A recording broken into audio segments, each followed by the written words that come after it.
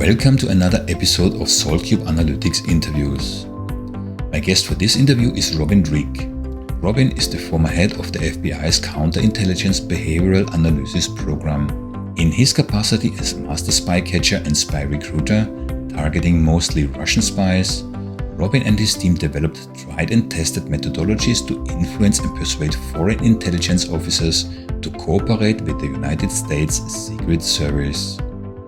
While for many people the first thoughts that may come to mind are probably related to coercion and threats of long jail sentences, nothing can be further from the truth. Robin's approach relies mainly on building trust and mutual respect, something that the former naval intelligence officer and military interrogator Lena Sisku also emphasized when I interviewed her not so long ago. Building trust in such a challenging environment requires more than meets the eye. There's probably some truth in the old cliché that says that trust is good but control is better, which is why Robin's toolkit is stacked, not surprisingly, with additional techniques to achieve his objectives. Some of these techniques we discussed in this interview.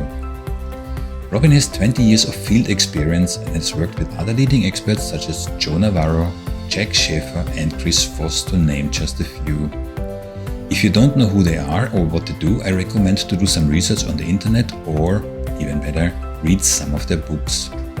If you're interested in deception detection and nonverbal communication, and especially in debunking some of the many misconceptions related to both, then you will find this interview interesting because it is, like most of the interviews on this channel, full with tips and insights that you can apply directly in your own environment.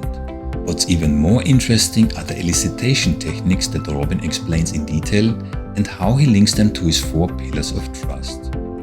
For those who don't know what we mean with elicitations in this context, imagine you could obtain truthful information from anyone without asking questions and without the person even realizing that he or she has been subject to elicitations.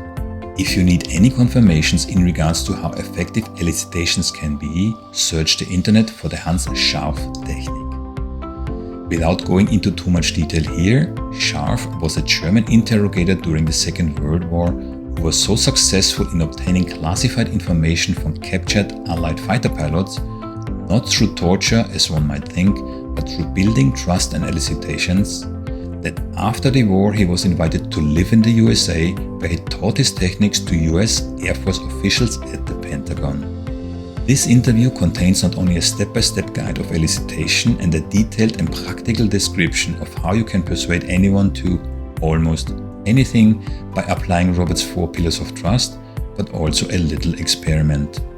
In this experiment, I have asked Robin for his advice to persuade a specific person to agree to a specific activity.